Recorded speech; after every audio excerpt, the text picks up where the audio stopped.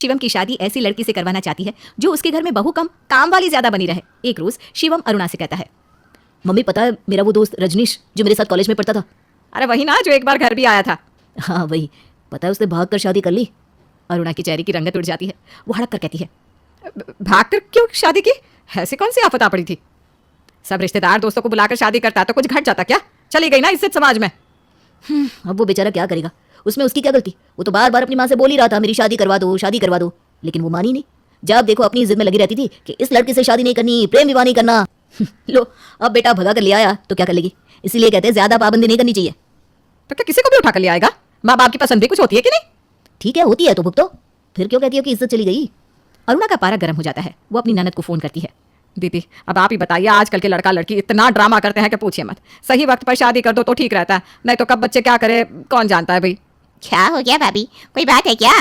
नहीं दीदी, आप ना बस कोई अच्छी लड़की देखिए अपने शिवम के लिए, गांव की ही देखना। ज्यादा शहर के चर्चा आ गई तो फिर हो जाएगा, काम तो करेगी नहीं, ऊपर से उसकी 10 नौटंकी झेलो सो अलग। हाँ भाभी, आजकल ना सब वैसी ही आती है, सुनती एक नहीं है। हमारी तरह थोड़ी ना होती है जो पहले मायके में बहू और बाप की सुनती थी, फिर ससुराल में पति और सास की। हाँ दीदी, बात हाथ से निकले उसके पहले ही कुछ करना होगा। अरुणा को इतना परेशान देखकर बृजमोहन उससे कहता है, क्या हुआ जी, चेहरे पर 12 क्यों बजा है? मुझे तो बता सकती हो। आप क्या कर लोगे? आपका बेटा आज मुझसे प्रेम विवाह के भाषण दे रहा था, कहीं अपने दोस्त की तरह किसी को उठा ना ले आए। ठीक है, ले ही आएगा तो क्या होगा, रखना उससे है तो वो देखे, तुम क्यों परेशान होती हो? ओहो, आप तो कहेंगे ना ये सब मेरे समय में क्यों नहीं याद आया? मेरे भाई ने किसी से प्रेम कर लिया था तो मेरे पापा से बोले थे कि ससुर जी की इज्जत चली जाएगी अगर इसने शादी कर ली तो। अब कहाँ गया आपका वो गुस्सा? बेटे से भी तो बोलिए। वक्त के साथ साथ बदलना पड़ता है, उस वक्त बात कुछ और थी, अभी बात कुछ और है। आप तो ना मुंह ही बंद रखिए, आप सबके सामने कुछ ज्यादा ही अच्छे बनते हैं, जैसे हम आपको जानते नहीं क्या।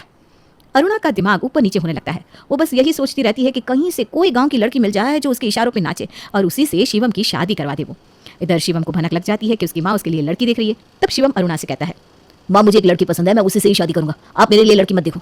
ऐसा कैसे तू किसी से भी शादी कर लेगा? ये कोई बात हुई क्या? ठीक है नहीं हुई तो मैं भी रजनीश की तरह ही कुछ करूंगा, फिर मुझसे कुछ मत कहना। अरे नहीं बेटा, ऐसा कुछ मत करना, मैं हूं ना तेरे साथ, तुझे जिससे शादी करनी है कर। हाँ भाई, आप तो कहेंगे ना, मेरा तो इतना सा पल्लू सरक जाता था तो पूरे घर को सर पर उठा लेते थे, अब कहाँ गया वो रोब? बाप बेटे एक दूसरे को इशारा करते हैं, मानो जैसे कह रहे हो कि अरुणा की तो आदत है, कहने दो जैसे कहना है। बृजमोहन पीहू के घर वालों से बात कर रिश्ता पक्का कर देता है। थक हार के अरुणा को भी रिश्ते के लिए हाँ करना पड़ता है। सगाई वाले दिन दोनों के घर वाले पहली बार एक साथ मिलते हैं। पीहू के घर वाले शिवम के घर वालों की खातिरदारी तो बहुत अच्छे से करते हैं। पीहू का पिता संदीप बृजमोहन से कहता है, समधी जी सब कैसा लग रहा है? कुछ कमी हो तो बता दीजिएगा, मुझसे जितना बन पड़ा मैंने इतने कम वक्त में किया। अरे भाई साहब बहुत है ये, आपने इतना कर दिया और क्या चाहिए, हमें तो बस पीहू चाहिए। अरुणा चिड़चिड़ाकर बृजमोहन से कहती है, क्या इतना किया है? मेरे मायके वालों ने इतने अच्छे से स्वागत किया था आप लोगों का, और यहाँ ना तो किसी ने फूल बरसाए ना ही अभी तक ठंडा पानी के लिए पूछा। अरे किस्मत फूटी थी मेरी जिस दिन ये नालायक पैदा हुआ था। वो हमारी शादी में था, यहाँ बेटे की सगाई है, चुप रहो ना थोड़ी देर, कोई सुन लेगा तो क्या कहेगा।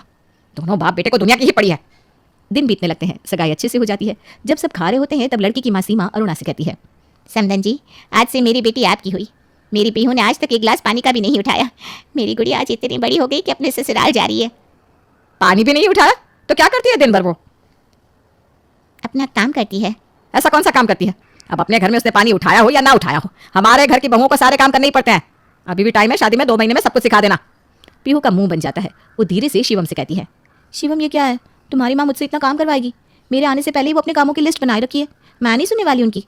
अरे रिलैक्स रहो ना, तुम्हें जो करना है करना, माँ तो ऐसी कुछ भी बोलती रहती है। दिन बीतने लगते हैं। 2 महीने बाद शिवम और पीहू की शादी हो जाती है। पीहू पहले से ही मन बनाकर आती है कि अपनी सास की वो एक नहीं चलने देगी। शादी के अगले दिन पीहू नहा धोकर साड़ी पहनकर अपने कमरे में आती है। पीहू को बिना पल्लू के देखकर अरुणा उसके पास भागी भागी जाती है और कहती है, अरे तुम्हारे पापा जी बैठे हैं, पल्लू कहाँ है तुम्हारा, पल्लू लो।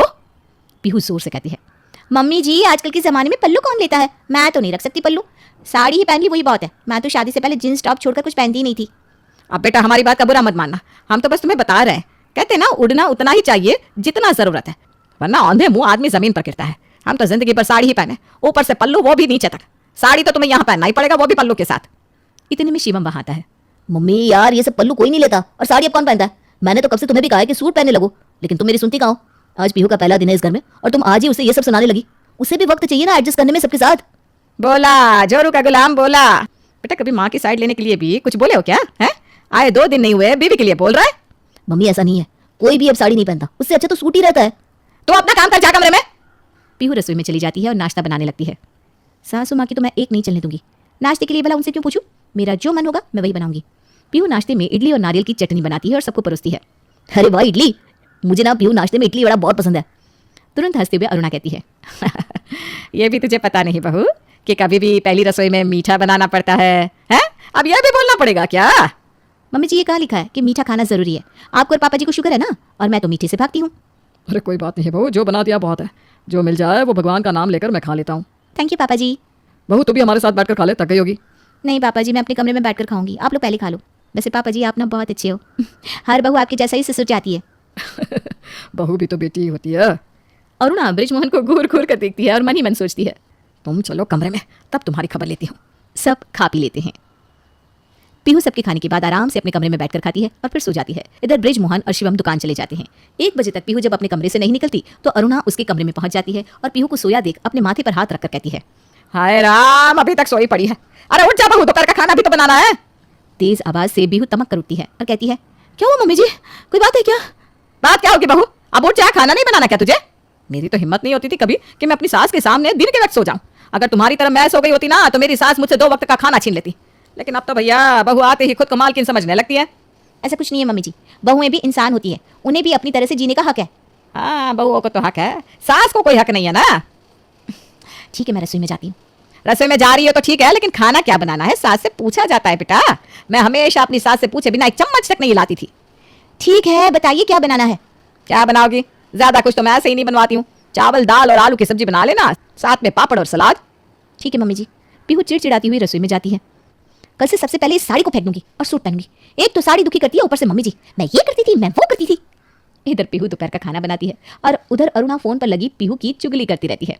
अरे क्या बताऊं दीदी, नसीब ही खराब है मेरे। आपने तो देखा है मैंने अपने सास ससुर का कितना किया है। 1 गिलास पानी तक नहीं उठाने देती थी मैं, ऊपर से आपकी माँ के कहने से पहले ही सब कुछ कर देती थी। और एक पीहू है जिससे इतना बोलने पर बिना कोई काम सही से नहीं होता। क्या करोगे भाभी, अब जमाना ही ऐसा है। पीहू अपनी चुगली सुन लेती है। अच्छा तो मेरी चुगली हो रही है। अब देखिए सासू माँ, इस चुगली का बदला कैसे लेती हूँ मैं। दोपहर के खाने के वक्त सब खाने के टेबल पर होते हैं, तब पीहू सबके लिए खाना परोसती है, लेकिन अरुणा के लिए दाल नहीं डालती। दाल कौन देगा मुझे, तेरी माँ? मेरी माँ नहीं, मैं ही दूंगी। आपके लिए अलग से दाल बनाकर रखी है, मैं वो ले आती हूँ। पीहू अलग दाल लाकर अरुणा को डालती है। मम्मी जी आप सबसे अलग है ना, इसलिए आपके लिए अलग दाल बनाई है। अरे तो डाल ना, कितनी देर लगती है? पीहू दाल देती है। मम्मी जी आप खा के बताओ कैसी बनी है। अरुणा दाल खाती है और चिल्ला कर कहती है, ये दाल है या जहर? मम्मी जी आप भी इसी तरह सबके कानों में मेरे लिए जहर भरती है ना। तुम इतना जवाब दे रही हो? मैंने कभी अपनी सास को पलट कर कोई जवाब नहीं दिया। उल्टा बिना किसी बात के ही वो मुझे 100 बातें सुना देती। अगर मैंने ऐसा कर दिया होता ना तो वो मुझे खा जाती। और तो और तुम्हारे पापा जी भी उन्हीं की साइड लेते थे। मजाल है कि मेरी तरफ से कुछ कह देते। मेरा घूंघट नाक पर से घसक जाए ऐसा होता ही नहीं था। फेविकोल की जोड़ की तरह नाक पर ही चिपका रहता था। उस हालत में भी मैंने हमेशा परफेक्ट खाना बनाया, कभी नमक इधर से उधर नहीं होने दिया। और तुमने तो भर भर कर नमक डाला इसमें। नहीं तो मम्मी ऐसी कोई बात नहीं है, हो जाता है नमक ऊपर नीचे। पीहू ने शादी से पहले कभी खाना नहीं बनाया ना। अरुणा छोड़ो ये सब, लो मेरी दाल लेकर खा लो। थैंक यू पापा जी, आप तो बड़े चील हैं, किसी बात का कोई प्रेशर ही नहीं लेते। ओहो, वही मैं सोचूं आपने अभी तक कुछ कहा क्यों नहीं। बहू तुम्हें लगता है ना तुम्हारे पापा जी बहुत चिल्ल है। मेरे समय इन्हें देखती ना तो भूल जाती चिल्ला और पिल्ला। अपनी माँ की बात पर अड़े रहते थे वो। घर का कोई भी आदमी बैठा होता तो बात तक नहीं करते थे मुझसे। और अभी तुम तो दिन भर चबार चबार करती रहती हो शिवम के साथ, सबके सामने। उस वक्त अपने पापा जी को देख लेती ना तो बोलती, क्या ये वही पापा जी है जो आज इतना कूल है? मुझसे पूछते तक नहीं थे कि मैं ठीक भी हूं या नहीं। अब हो गया अरुणा, क्या बातें लेकर बैठी हो, खाना खाओ ना। अरुणा खाने पर से उठ जाती है। आप ही अपनी लाडली बहू के हाथों का खाना खाओ, मैं चली। वो अपने कमरे में जाती है। अगले दिन पीहू शिवम की शर्ट आयरन कर रही थी। अरुणा देख लेती है और खुद से कहती है, इतना खराब शर्ट कौन आयरन करता है? अरुणा पीहू के पास जाकर कहती है, बहू इसमें तो पूरा साल ही भरा पड़ा है, लेकिन तुझसे कुछ कहना तो पाप होगा। कुछ कहते ही मेरा बेटा सामने आ जाएगा और कहेगा, क्या किया मेरे सोना बाबू ने? तुम्हारा पक्ष लेने के लिए तुरंत मेरा बेटा खड़ा हो जाता है। मेरे सोना ने कभी ये नहीं किया, मेरी सोना ने कभी वो नहीं किया। मम्मी जी शिवम कभी बीच में नहीं आते बोलने। शिवम क्या, अब तो तुम्हारे पापा जी भी तुम्हारी साइड को लेने आ जाते। मेरा पक्ष लेने वाला कोई नहीं था। सोचो मैं कैसे रहती होगी। अब मम्मी जी सब अलग अलग होते हैं, आप हैं, मैं हूँ। दिन बीतने लगते हैं। अरुणा हर छोटी बड़ी बातों पर पीहू को खुद से कंपेयर करती। फिर एक रोज अरुणा देखती है कि पीहू हॉल में अपना फोन चला रही है। बहू 1 गिलास पानी देना। पर पीहू सुनती नहीं। थोड़ी देर बाद अरुणा जोर से कहती है, बहू कान कहीं रख कर आ गई हो क्या? सुनाई नहीं देता? चिल्ला रही हूँ इतनी देर से कि पानी दे पानी दे, लेकिन तुझे तो सुनाई तक नहीं देता। पीहू हड़क कर कहती है, हाँ मम्मी जी अभी लाती हूँ। बाबा रे, आजकल की लड़कियां पूछो मत, जब देखो अपने में लगी रहती है। एक हम थे जो जब देखो दूसरों का ही काम करते रहते थे, कभी खुद के बारे में सोचा ही नहीं। ये तो मैं ही हूँ जो इतना देर बर्दाश्त कर रही हूँ। वैसे इस फोन में बहुत तू दिन भर करती क्या रहती है? मुझे तो ये फोन चलाना भी नहीं आता। मम्मी जी आएगा भी कैसे, आपके ज़माने में थोड़ी ना था। ऐसी कोई बात नहीं, टेलीफोन तो था ही, लेकिन हम फोन में नहीं लगे रहते थे। एक के बाद एक घर के काम दिखाई देते थे मुझे। तेरी तरह नहीं, रसोई बिखरी पड़ी है तो पड़ी है, कोई फर्क नहीं तुझे। मेरा काम जब तक सलटता नहीं था ना, तब तक मैं एक बूंद पानी का नहीं पीती थी, और तू सुबह पहले उठकर सीधा ठूस लेती है। पीहू अपने नाक मुंह चढ़ाकर अपने कमरे में चली जाती है।